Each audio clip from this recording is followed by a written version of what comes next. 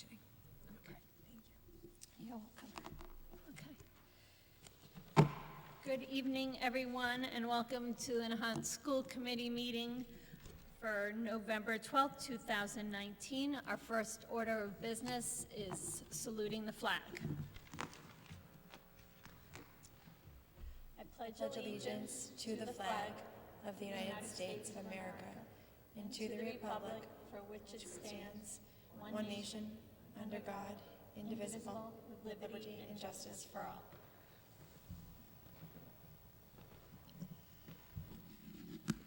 The next order of business is reading and approval of the minutes from the October 22nd, 2019 regular meeting.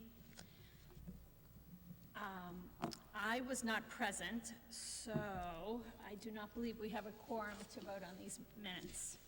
So we will need to table those. Okay. Moving on to correspondence and community input. I have some that I would like to mention. Does anyone else, or? I believe that ours would be one and the same, yes. Okay. So I heard from a Nahant community member as well who I spoke with, and then she put a man named Mr. Chiarello from Swampscott who works with the Swampscott Nahant Youth Basketball Association. He sent me an email today with a letter attached the letter was written by the director of the Swampscott Nahant Youth Basketball Association. I could read the whole letter. I have it open on my laptop here. I just got it this afternoon. Or, in a nutshell, they are in a bind, and they would like to be able to use the Johnson Elementary School gym at the community rate. I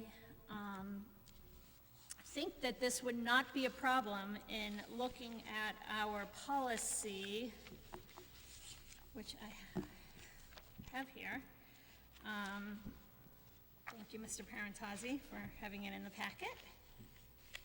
Just so happens. Because for nonprofit Nahant Youth, we have Nahant Youth Basketball League. Now, my understanding is we don't have a Nahant Youth Basketball League, but we have a Nahant Swampscott Youth Basketball League. Am I incorrect about that? I can't confirm or deny that. Yeah. My understanding is does anyone? I'm aware of a basketball league run in Nahant in the winter months. John Locke helps run the program. I believe it's just a community Nahant children basketball league. I could be mistaken, but I'm aware that he runs it, and he runs it, right here in town in the winter months. I don't think that it's a league, and again, I could be mistaken, where kids of the same age compete against each other. I think it's a skills-based league. So I don't know if that's the same as what we're referring to. Mm-hmm. And maybe that's what's listed here, as opposed to the Nahant Swampscott Youth Basketball Program. Could be. Okay, so. I believe this is Different? different I than, think so too. it's still a youth organization, but the age group is a middle school group, but it does include Nahant students on the roster. As to the number of Nahant students, I'm not certain. Yeah, so. That makes sense, because John's is for the younger kids. It's for younger grades up to middle school. Okay, so this Swampscott Nahant Youth Basketball is 4th grade through 8th grade. Okay. So it's both middle school and younger children, 4th, 5th, 6th graders that would apply. I think the challenge with our current policy and why they wrote to me was because Nahant children are welcome to participate, but the ratio will never be that they reach the 50% cutoff. So they are asking for, I guess, an exception from our policy. Because if they need to go outside, they will need to go and rent space at the YMCA or the JCC or another organization where it would be expensive.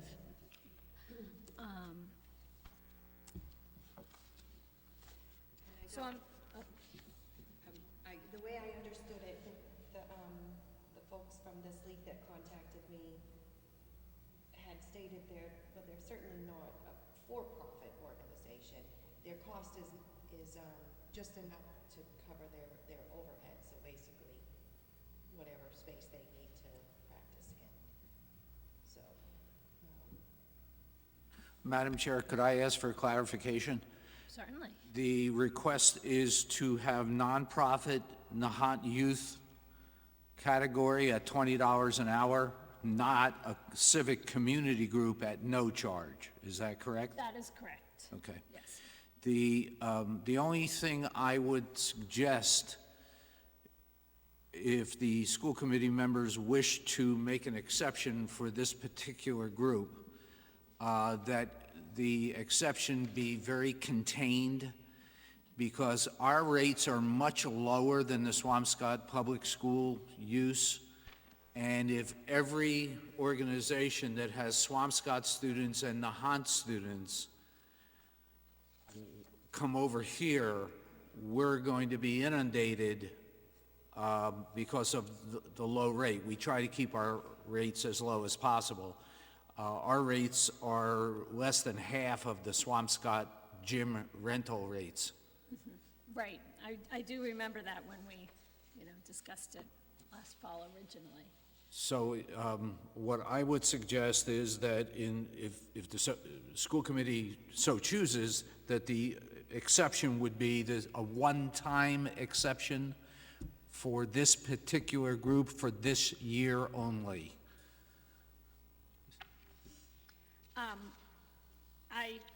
I would be for that. And I think if we get other requests, we would definitely need to, rethink our Yep. policy and our ability to make exceptions going forward. This is the first one I know of that's come to the school committee, where somebody's asked, and they didn't fit the criteria as currently listed, and then, they pushed a little or went further. I don't know, have there been many other requests where, Madam Chair, yes, we have gotten adult leagues that have not provided a roster in the past, and they have used the gym, and they were to provide a roster before it started, and that roster wasn't provided, and so, we just want to be consistent, and and so they got charged the they must have been charged other, we were under the assumption that it was a Nahant organization, and it had Nahant members, but it, again, wasn't 50% or more. and so therefore it was charged the $50 an hour. I believe, Yes. yes. Yes. Do we know where the basketball league was practicing? What facility they were using up till now? For the last, I'm going to read the letter right here. For the past several years, our organization has struggled with limited availability of gymnasiums. Although there are 3 elementary schools in Swampscott, none of the gymnasiums can be used because of the size and age of our participants. Additionally, there's no availability at the high school Monday through Friday as high school winter sports practice during the week. As a result, our organization, which has 17 teams this season, competes with all the middle school sports as well as the freshman high school basketball team for the middle school gymnasium. So the middle school gymnasium in Swampscott cannot support all the competing desires. So that kind of answered your question. It implies that that's where they would be practicing if they could. That's my translation of that. That their organization has 17 teams this season. I didn't realize it was that large. Or it says 4th to 8th grade, boys and girls. Okay. So, And how much time are they asking, I wonder, to use the gym? It's a lot of people. yeah. So I don't know if they're asking for all To be using 7 it. teams at once, Sure. 17 teams at once. And that would be a question, do we have a size limit of how many kids in our gym at once? I mean, I think that's something we should think of always, right?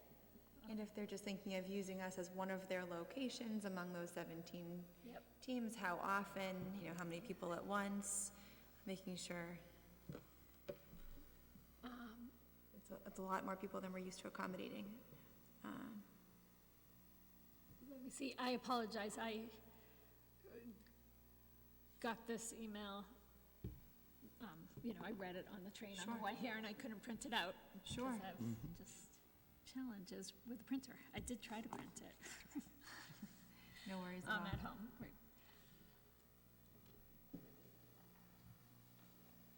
I am trying. Madam Chair, I'm hesitant to recommend that you change our longstanding policy without more information. If we have 17 teams in our small, the letter suggests that the gyms in Swampscott are small. Well, ours is tiny. I don't understand that. If it's a fiscal issue, then I would suggest that we need to know how many students, how many nights. We don't want our school overrun every night of the week for 4 hours a night with this basketball group, and then our own, like our indoor soccer, which is Nahant, won't have any room. Right.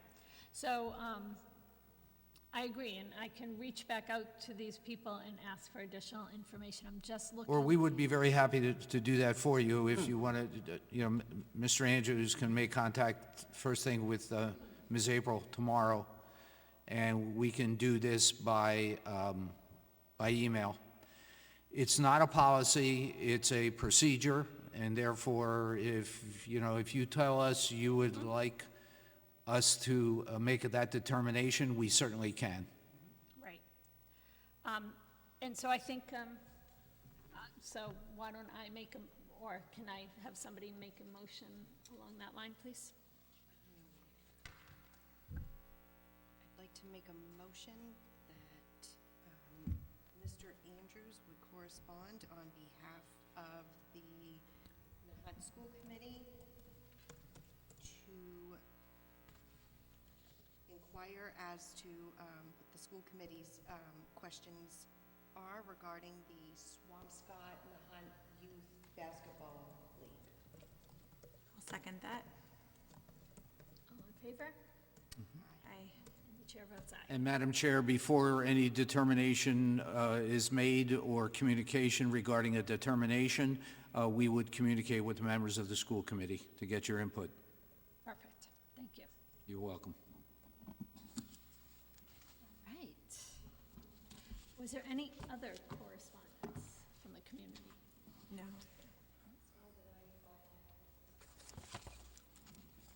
I have to give my thanks to the PTO for having an awesome Monster Mash or Halloween Bash, whatever it's called. That was quite fun. And I also would like to thank Angie Martin and Gina Lane for organizing our cross-country team. I think it's the first time Nahant has had one, and it was a great success. I went to the race yesterday morning. Had a ball, and I think the kids all had a ball too. So thank you, Angie, Gina, and the PTO. Okay, so moving on, next order of business, examination and authorization for payment of the bills, and that's ongoing. And next would be the superintendent's report. Mr. Parentozzi. Thank you, Madam Chair. I actually have 3 items, only one's on the agenda because the other 2 are really announcements. So item 5A is the Department of Elementary and Secondary Education tiered focused monitoring, which took place today. I want to thank the department for sending Joan Brickerthoff to us. She spent a day at the Johnson School. This is the public school monitoring, which is PSM, and we are, because we are Tier 1, which is the highest performing tier that one can be in the Commonwealth, for a public school, we get what's known as tiered focused monitoring review. And it involves a paper review of our documents that we submit, for example, our statistics, our filings, our MCAS performance, our evaluations of our licensed staff members. All that gets loaded in, and a review is done at the Department of Elementary and Secondary Education. Districts who are labeled Tier 1 have met, I'd say well met, all the criteria that the department has. So we had two things that the visitor was looking at. One is civil rights and the other is special education. And she was looking for equal access, 3 tiers of instruction. Tier 1, which would be the general education instruction that takes place in a classroom by a certified teacher. Tier 2, which would be remediation given by that teacher. And Tier 3 would be specialized support given by either a special education teacher, a speech and language pathologist or therapist, an occupational therapist. That's the 3 tiers that they look for. They're also looking for consistency of language in our documents. For example, this year, the legislator added home circumstance, home status, or homelessness to the list of things that it is illegal in the Commonwealth of Massachusetts to discriminate against. So as we go through all of our documents, we find, for example, that the non-discrimination sentence at the bottom of our stationery needs to add to homelessness. So those types of things. So consistency of language. Notification to parents and guardians. We do a lot online. We do a lot with email, which is good. They also look at implicit bias, which we have been addressing. For example, 4 members of the staff went to a presentation last month on implicit bias given by Dr. Brown, who's from Virginia. Then they look at the trainings that we do, our professional development. Are we training our staff in the appropriate levels of and areas of all of the things they're looking for? So one concrete example would be restraint training. Are we doing the restraint training? Do we have licensed people who restrain students when rarely we have to, luckily? And so they're looking at all that. So there are really 4 things that we provided them with. Policies, our handbook, access to our website, and then our procedures. And we got a very positive report at the end of the day, but of course the draft report will take about another week to do. We have some information that we had to upload. Some of it was a mistake. We uploaded one empty document instead of the one that was filled with information. And I think that's already been forwarded, right? Yes, it has. So we're going to upload additional information today, tomorrow, and Thursday. And then Ms. Brickerhoff will write the report on Friday, Monday, and Tuesday, turn it to her supervisors. It'll take about 30 days, approximately 30 days, for us to get the report that was approved by her supervisors. Because we're Tier 1, we are going to be in what's known as a self-directed plan. So there won't be any more formal submissions. They are going to make the assumption, appropriately so, that when they tell us that we have to do A, we will do it. And we've already jump-started that. Later in the agenda, you will see that there's a new policy before you that we need to have. So we're already doing our due diligence.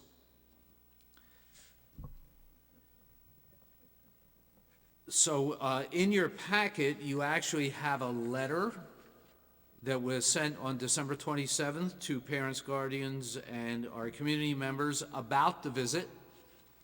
I explained that to you previously. And you also have the schedule of today, you know, how the visitor spent her time, who she spoke with. And as I said, it went very well. And we are really happy that that this mid-cycle review was done, because it gives us the opportunity to get that set of eyes from the outside on our materials, our policies, our procedures, to make sure that, you know, we haven't just ignored something that needs to be updated. Most of the items that we need to address, according to the meeting we had at the end of the day, are relatively minor. I would like to emphasize the fact that the exit meeting,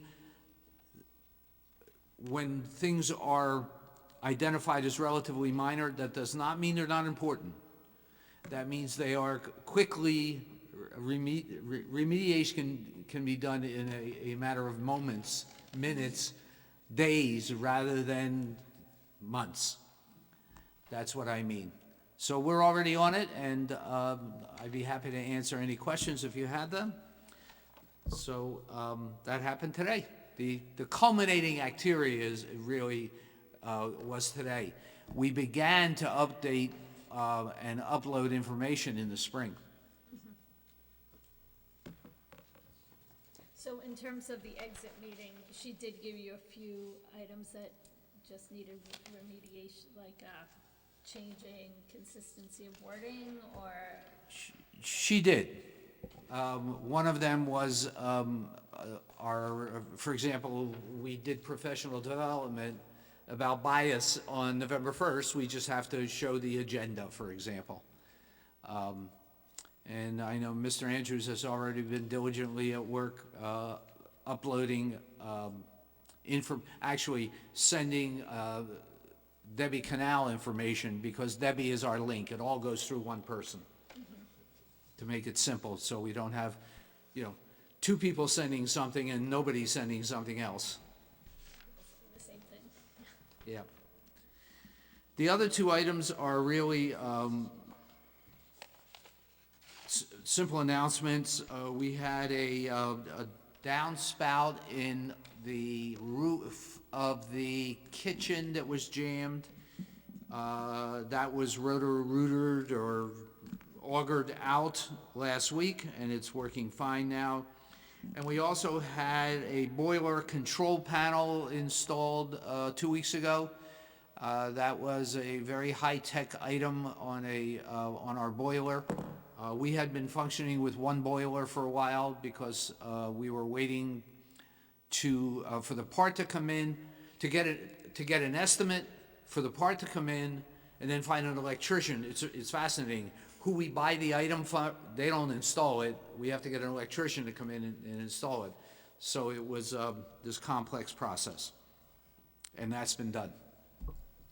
I have to commend Vinny, our new custodian, who is just catching us up on things that, again, that fresh set of eyes is so valuable. And we're in really good shape. I also have authorized him to come in on Saturdays and Sundays during the coldest weather to check the building. If you remember last year, we did have a freeze-up during the coldest weather, so we have that. We also have had a heating expert come in and give us a list of small items. Again, small meaning easily repaired. That doesn't mean they're not important. You know, a freeze-up could happen because one of the dampers is stuck open. You know, it's a $50 item with a $50, you know, labor charge, and it, you know, it could be a big problem. So we're all over that. There's no way to get like a, some sort of remote, I know so many people in their homes have the Nest things nowadays and things that will tell you if. We have that. We have a computerized system that every room and every unit is displayed, so we know the high temperature, the low temperature. The problem is, sometimes it's inaccurate, because it's so complex, and that's what the expert did. He went through our software package and updated everything that needed updating and identified some problem areas that are mechanical, not electronic. And so we're in the process of getting an estimate for that work. And the last thing I want to do is, the last school committee meeting, I mentioned to you our capital plan. After that meeting, on the 24th of October, I submitted the capital documents, which are in your packet. And as I suggested we would do, the gym roof would be number one. The cafeteria windows, they are the large windows. If you go to the third page, you can see my really horrible drawing of what they are. If you look up in the cafeteria, if you look towards the south, you see the triangular windows. If you look towards the east, you see the bank of windows under the roof on both sides. They are single pane glass. So what we would like to do is ultimately get two bids. One would be for a bid for insulated glass, which would be, I think, quite expensive. That insulated glass would have to be custom made. Or another way of doing it would be to put on the inside of those windows a custom cut piece of plexiglass to simply make an air pocket, because it would be a pretty thick air pocket.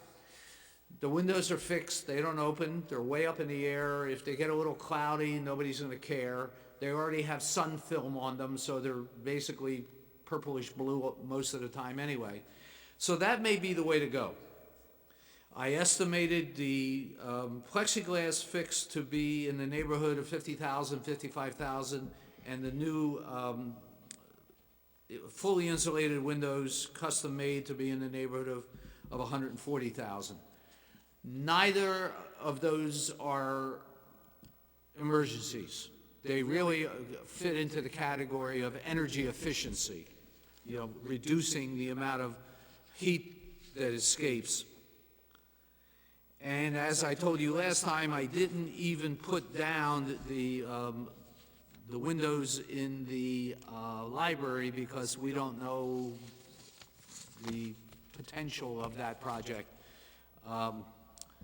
We know it can be done, but we don't know the details of having it done and what it would entail. If it entails having to strengthen the structure of the roof and the beams, it's going to be prohibitively expensive. If we can simply knock holes in the cinder block and brick walls and put some, windows in without altering the structure of the roof, then it would be much less. But again, that's not an emergency. The gym roof is going to have to be done. It is not leaking now. We had one small leak over a portico, and that has been repaired. So we're in good shape right now.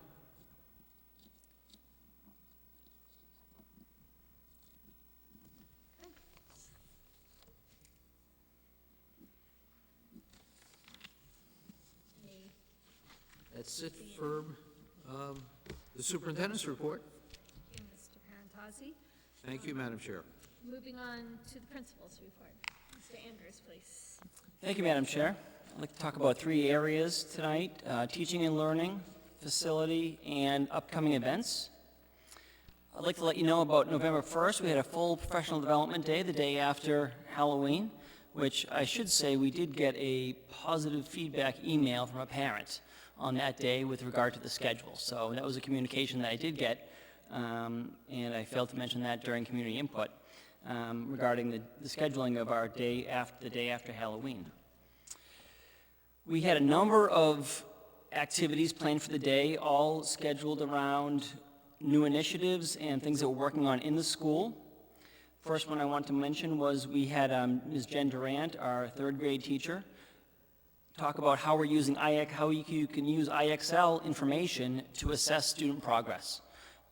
So she went into the program, showed us how you can really narrow down to strand and how you can analyze what's on the report card to what they're doing in IXL and make that match up so that you can see where you need to grow, and it can be a stand-in for quizzes and other assessments that you do during school.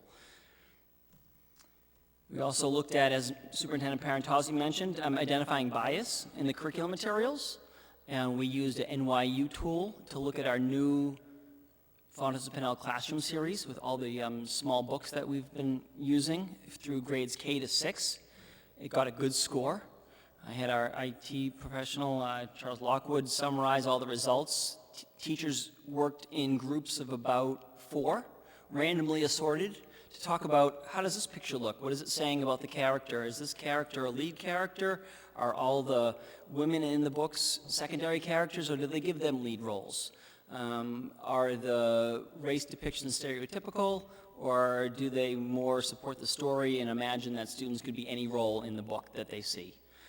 And so I felt it was a really helpful discussion just to have, not just about the materials that we use, but also as a staff to talk about bias.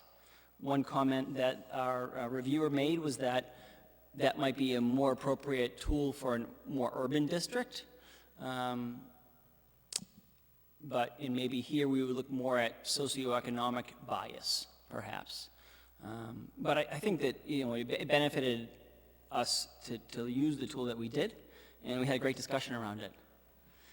And I want to mention also that this year we're having paraprofessionals join us for both full days that we have. We have to let them know 30 days out that that'll be happening, and we did that at the start of the school year, and I thought it was great because we could really talk about it as a staff and as a team. And in fact, Mr. Lockwood also joined us for looking at the bias, and so it was just a great cultural discussion that we had. Ms. Delicio, our nurse, talked about wellness initiatives and the new wellness policy, and also introduced the new snack period that we'll be having. The PTO funded a snack break for the teachers on PD Day, which involved chocolate hummus and pumpkin spice hummus and different cheeses and great foods that you can eat that are enjoyable, that are healthy. And so we shared with them, and also showed that we can take a 10-minute snack break and then get back to work. And the idea is that while you're eating, it's a mindfulness. You're not just eating and putting food in your mouth.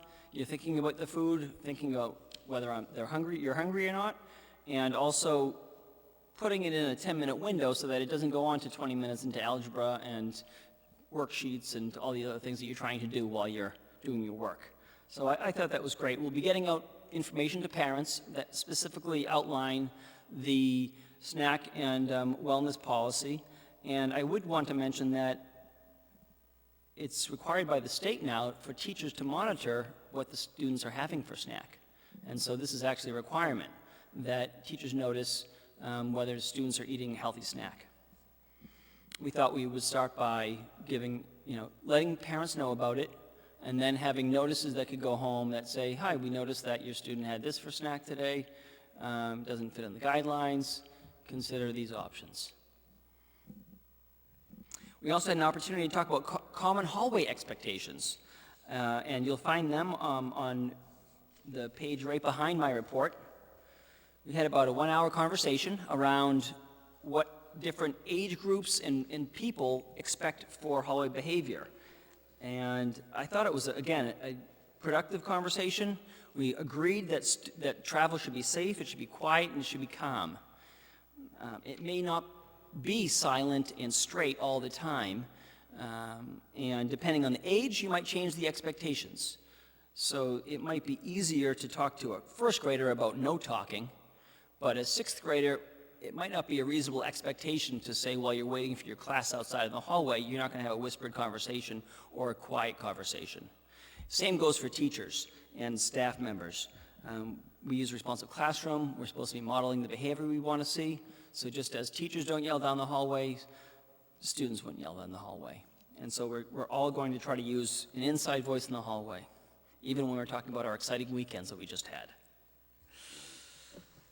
And so this was the culmination of that activity. I took our notes and our discussions and what I thought could be some common expectations. And again, people had different ideas about it, but I think we have some basic minimum understandings. We also looked at MCAS growth by class. So here I was able to give teachers reports about how much they were able to have their students grow in their classroom, the ones that they had. And we ended with a MERT drill, that's a medical emergency response team. Cheryl Delicio led that drill with the Nahant Fire and Police, so I want to thank those two departments for taking part in that very important drill. They came out with their equipment, we did our resuscitation, and then during the drill, Mr. Lockwood ran a smart button trial, which is the app that we have on our phones, and he sent that message out, a test trial.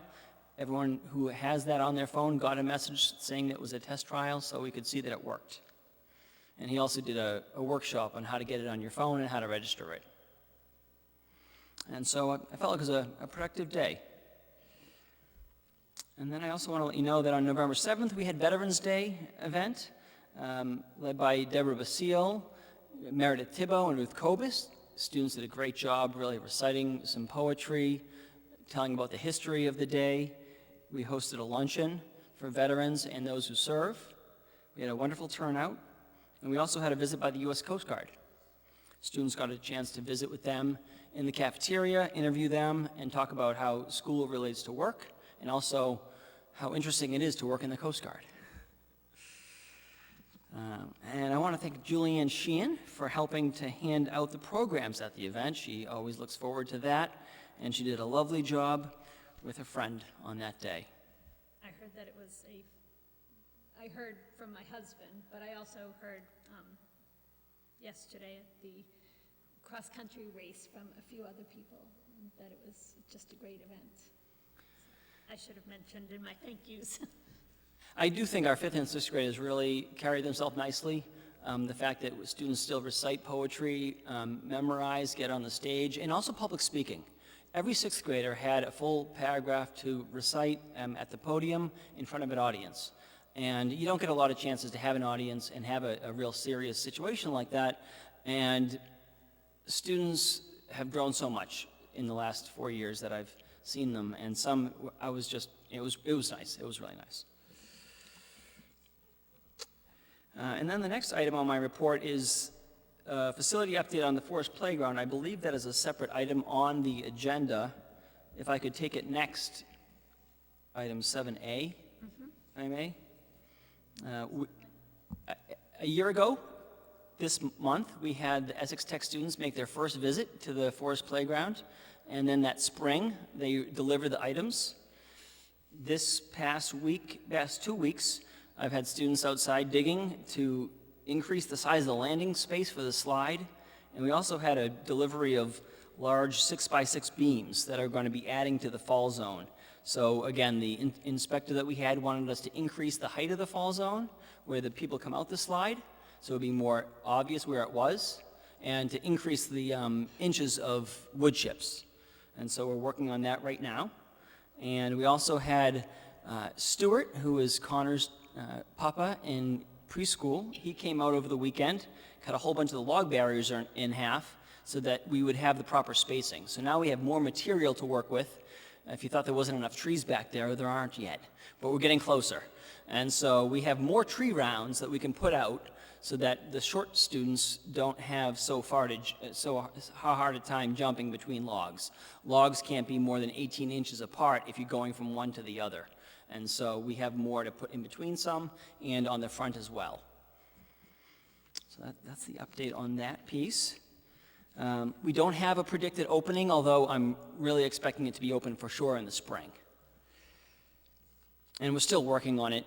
This Friday it'll be 50 out, we'll be back out there digging. The kids are signing up, it's great. They dug a 3-foot hole, pulled all the dirt out, and then I said, okay, take all the gravel and put it in the hole. And they said, what are we doing here?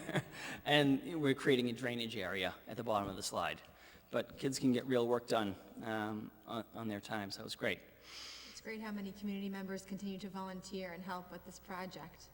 Yeah, it's Wonderful. Like great. Connor's papa, I mean, that's so generous of him to give his time.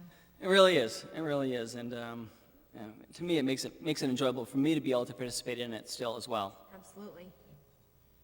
Thank you. Under upcoming events, we have parent-teacher conferences. Teachers are working hard on getting their final assessments done and report cards done. On Wednesday, the Wednesday evening, that's December 4th, that's when we have our evening report card conferences. And we have afternoon report card conferences on both December 3rd and 4th. And last year, we offered longer windows if you're able to get a daytime one. We can have, but the evening one is a 2-hour window for teachers. That's from 6 to 8 on December 4th. And finally, I want to let you know that our holiday concert this year is earlier. It's December 12th. It'll be right here at Town Hall for grades 3 to 6. The daytime concert for the younger students will be on Thursday before break. I believe it's December 19th, and that's at 8:30. That'll all be in the newsletter. It already has been in the newsletter. I'm trying to get that information out sooner for people so that they can plan ahead. And that concludes my report, unless there's any questions.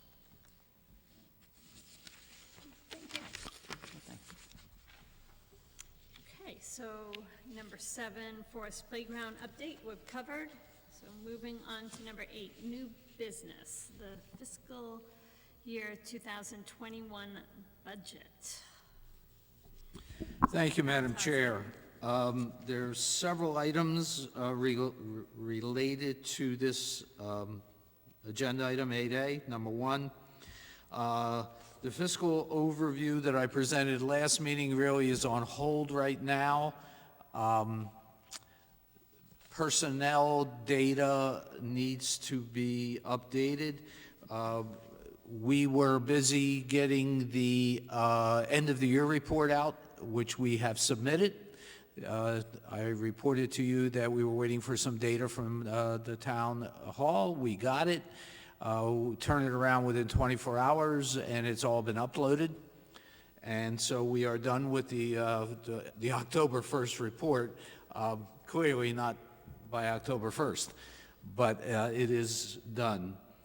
The global inflation and COLA, the cost of living adjustment, the last data I saw was 2.7%, which is the highest it's been for several years.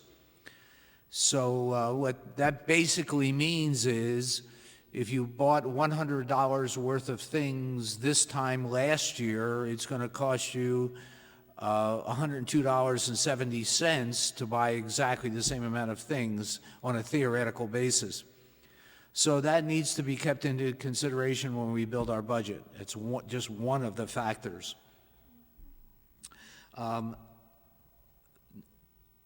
So we have COLA, inflation, and as you know, we have to fine-tune the information that we have.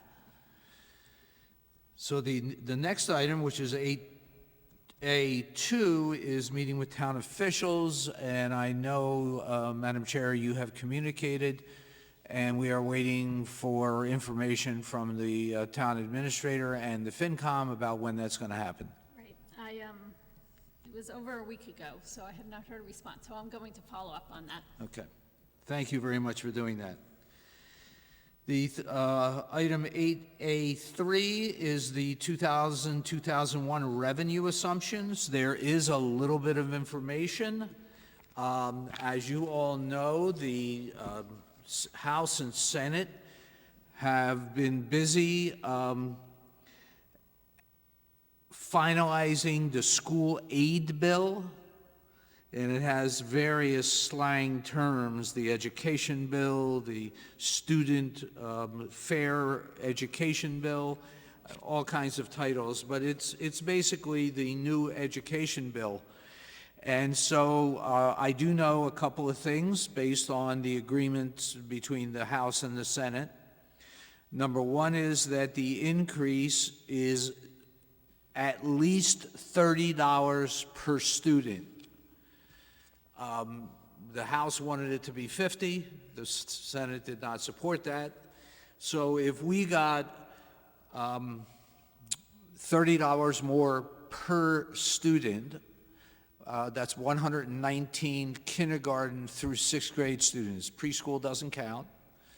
That's all on the local community. That would be $3,570. Obviously, that proves what I said to you last time in terms of revenue. Our revenue numbers are not going to change very much. There is something that has changed in that bill, though.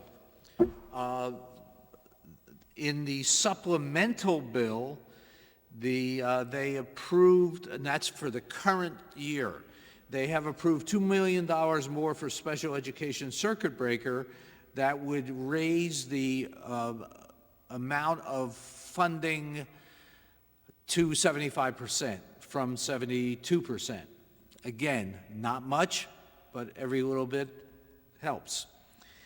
And then the other thing that's important about the circuit breaker is that the new bill will allow school districts to submit costs for special education transportation, which has never been done before. The yin and yang of that is that we don't have a lot of special education transportation for high-cost students.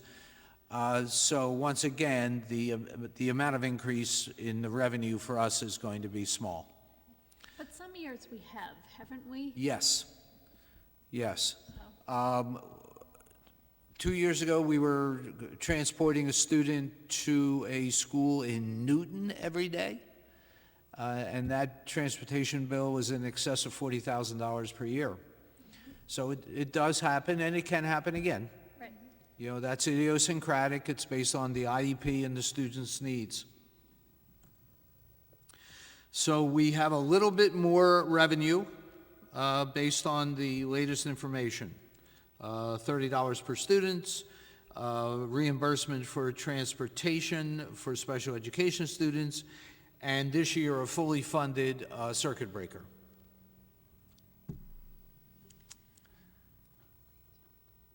None of that's negative. Nope, No?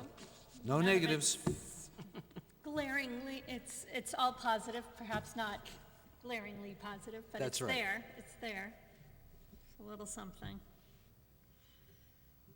Okay. Thank you. You're welcome, thank you. Item 8B, Madam Chair, do you want me to go forward? Yes, please. Thank you. So this is our preliminary discussion on school fees, and we've actually had one of those discussions. I'm not recommending the increase in any fees for fiscal 2020, which begins on July 1st, fiscal year 2021, which begins on July 1st, 2020 and runs to June 30th, 2021. We are covering our costs. As I said, the cost of living for our community members, our families, is going up, higher than it has been in recent years. In addition to that, the town has had several unique circumstances based on storms and basically infrastructure failures. And so our residents, our taxpayers, have a lot of challenges. So the last thing we need to, in my opinion, is add one more. We are not running in the red on any of our programs. So I am going to recommend that, I'm going to tell you, even though it's just a preliminary, right now, unless something changes, I'm going to recommend that all of our costs stay the same. Our lunch costs stay the same. Our community use of the facilities stays the same. You also have a horizontally landscaped preschool tuition rates. I'm recommending that they remain. The lunch bunch, that's the 11:30 to 2:15 p.m. after the preschool program and before the after-school program. It's really a transition program. I'm recommending that that stays at $20 per student. And on the third sheet in this section, you see the after-school program rates. And once again, I am not going to be recommending an increase in any of those charges, which I'm sure parents would be, when they find out, are going to be very pleased about that. You know, with two heads of household working, these charges can be substantial with multiple children. No, I think right now we have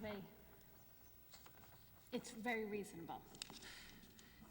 Madam Chair, not only is it reasonable, but the quality is improving. We now have a licensed teacher in our after-school program. We have trained staff members. We have licensed preschool teachers. We have our lunch bunches run by, we added one more person, so the ratio is down. So it's not only what I would say, competitive in terms of cost with other programs, but we really provide an outstanding level of service. And I think that's proven by the number of students we have. We have our largest number in our preschool program since I've been here. I believe right now we have 37 students in our preschool program. Not every day, but every day it's at least 22 is the low number, right? 22 in one class. Mhm. Yeah. And then there are other days when it's higher than that. 21. Well, I should rephrase. It's reasonable price for high value. Yes. And I can tell you the number of concerns that are expressed to me, to Mr. Andrews, with young children, it can be challenging. You know, they all come from different ways of growing up. They all come from different households. They all have different habits. Truly, the staff that we have working with them are just remarkable. Very few concerns. Would have to agree, we're very fortunate. We have a fantastic staff. Yeah. I've heard a lot of positive reviews about the new after-school teacher Yep. as well. I know you were both excited about her, and I've heard wonderful things about her as well. Great addition. Thank you for that positive feedback. We'll make sure we pass that along. Absolutely. We're fortunate to have her. I will pass it along. And Madam Chair, item 8C is one of those items that we talked about earlier when we were talking about the state review. So you have before you the Nahant Public Schools Parent and Family Engagement Policy. This is required by the Federal Elementary and Secondary School Act, Section 1116, subsections C through F. We have a policy about parents, guardians being involved, but as of the end of 2018, the beginning of 2019, less than a year ago, the details required in a parent involvement policy got much more detailed. So this policy is one that will pass the requirements. and also is a very good policy. It basically says that we're going to involve parents and their family members, ask their opinions on things, get them involved, for example, in the school council and in other ways. We have parents involved in the special education CPAC. So it basically creates policy about what we're already doing, and in some cases goes a little deeper than that. So, for example, we already flex the number of the meetings we have with parents. Mr. Andrews just mentioned it today, this evening rather, where we have an afternoon and an evening. Some schools don't do that. Some districts don't do that. But so this basically says we're going to do what we're already doing. So, Madam Chair, with your permission, I would ask you to put this on your table and formally accept this evening as the first reading of policy KBA-1, the Nahant Public Schools Parent and Family Engagement Policy.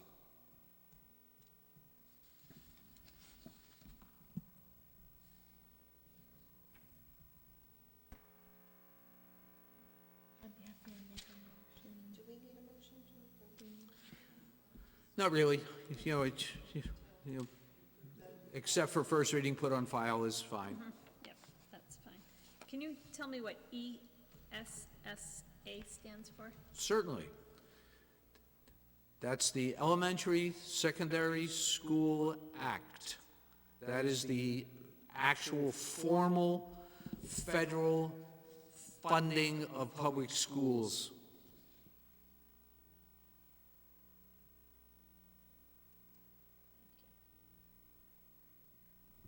Okay, great, so we will see this again next meeting. Yes. Okay. Moving on to personnel matters. Well, Madam Chair, I have some really good news. Good. Knock on wood. Thursday at 11 a.m., I have a meeting with a speech and language pathologist who has already been interviewed by Mr. Andrews at the end of last week and is licensed by the state and has applied for the DESE teaching license. You need both of them if you're a speech and language pathologist in our state. So the DESE license is actually the easy one because I can connect with individuals I've known for many years and ask that to be expedited, which means the license is typically, this is someone with a master's degree, has a license in a different state, so it's no issue whatsoever. So I'm going to be meeting with them on Thursday at 11 a.m. Hopefully, the next time we meet, the person will already be working in our schools. That's good news. It is. The last time we met, I told you that we were going to have to go to an agency. And if you remember, I told you that I don't like doing that because people come and go in agencies. Well, the person went before they came. Before they even started, they left the agency and got a job in the public school system. So the person that we were going to get from the agency never even came to us, which is why I don't like doing that. So this would be our employee working for us, and hopefully it will be a good match. If you remember, the previous person had a very difficult commute, which we talked about from day one. This person will have a commute that would be measured in blocks rather than miles. This person is moving to Nahant. That would be wonderful. So it would be great in a variety of ways and, for us having another community member on staff. Absolutely. Very good. The ideal commute. Yep. No excuse. Oh, Madam Chair, if I may, I did want to go back to Mr. Andrews' presentation. On December 10th, the Wellness Committee will be before you. I didn't want that to be a surprise. I got an email from the chair yesterday, I believe, and so, we'll be talking, they'll be talking. I say we, I apologize because I'm on the committee, also with a member of your august committee. So the representatives will be before you talking about wellness and what they're focused on. Great. Okay? Okay, moving on to business from the committee. So I will reach back out to the town administrator and the finance committee chair, and just try to work it so that we can get on the schedule early in the process of budget season. So I will follow up with that. I'm hoping that I'll have the questions to you for the secondary survey for the guardians, for the secondary level, the middle school and high school people, and then if you felt the edits, and I'm hoping by December 10th we'd have something to bring back to the group, and just some ideas for questions, at least. Something. Sounds good. Less is more is what I'm going with. Simple, but will be relevant to Nahant families sending their kids over. Cross the causeway. And Patty, if I may, just to follow up on the other survey as well. So I know that we kind of discussed overall themes as far as areas for improvement, as well as areas that parents and guardians feel like we're already excelling as a school district. But as far as the message to folks who have completed the survey, you know, and I know that we did review it here to some extent, I just want people to feel like their participation was meaningful. I'm trying to figure out a way to kind of coalesce it and kind of give ourselves some targets or some takeaways, some. Right, I mean, the reality is that not many people come to these meetings. Right, it's more So fun. they didn't, see us talk about it unless they saw it at home. Yes. So how to, I think what you're asking is how should we spread the word? That we receive their messages, what some takeaways might have been. What sort of Certain themes? Yeah. And what we might do from there, just to make it meaningful before we talk about Right, things. to look Absolutely. back. Yeah, no, it's important. Yeah. Madam Chair, if I may, Yes. it is my intention to take your data from the survey and give it to the co-chair of the school council, Mr. Andrews, to have the school council discuss the strengths, weaknesses, pros, cons, and to incorporate those items, both positive and negative, into the school improvement plan. In my opinion, that would be a very real way of utilizing the information you have collected in order to keep our path of continuous improvement.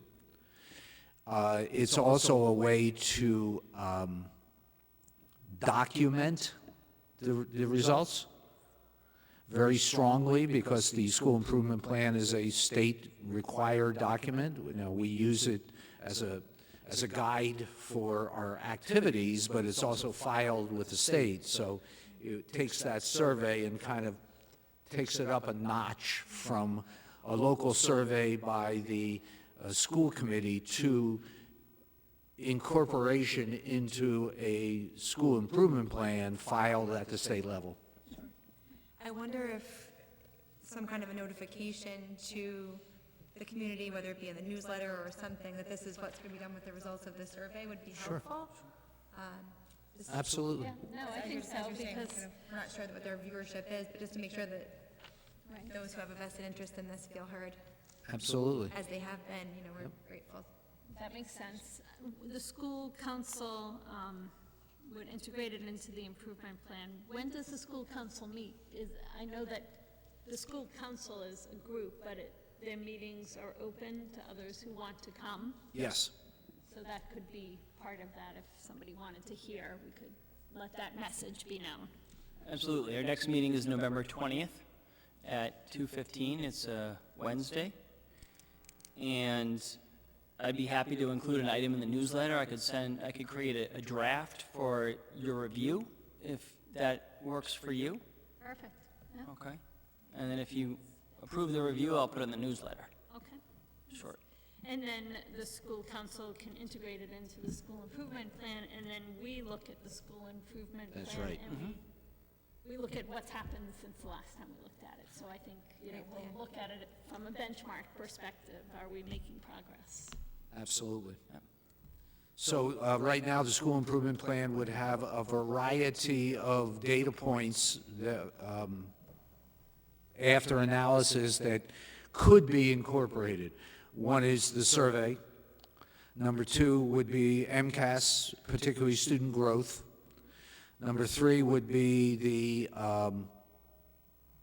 opinion of the members of the school council regarding inherent bias in our materials or lack thereof,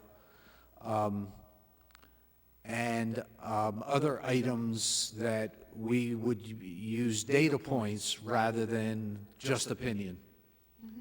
So you would try to make it as data-rich a process as possible. Something comes to mind that I became aware of last Friday. The state, I apologize for chuckling, the state has decided that the evaluation process for superintendents and district-level administrators is too complex. Therefore, they have put forward a, quote, streamlined, unquote, evaluation plan, which I will share with you in the coming weeks. This morning I downloaded the 47 pages that the streamlined plan has. So I can't, you can't make it up. But some of the parts of it are in fact streamlined in terms of, it's more linear. There are fewer areas for the superintendent to present data to the school committee. But I'll make sure you have plenty of time to read it prior to our discussion about it. And of course, I will be using that document for our special education director, who is a district administrator. And I haven't actually figured out yet if it's more appropriate to use with building level administrators. It may be. It may be clearer. But I saw the one paragraph that the yes, Mass Association Yes. sent out. It all sounded good. I have it right in front of me. There were 47 pages behind that. Yeah, I'm hoping it's 40. I'm hoping that multiple pages are just the same information in different format. You know, like a narrative and then a grid and then a list. All right. Anything else? Can I have a motion to adjourn? Motion to adjourn the school committee meeting for November the 12th, 2019 at 8:14 p.m. I'll second that. All in favor? Aye. Aye. All right, thank you.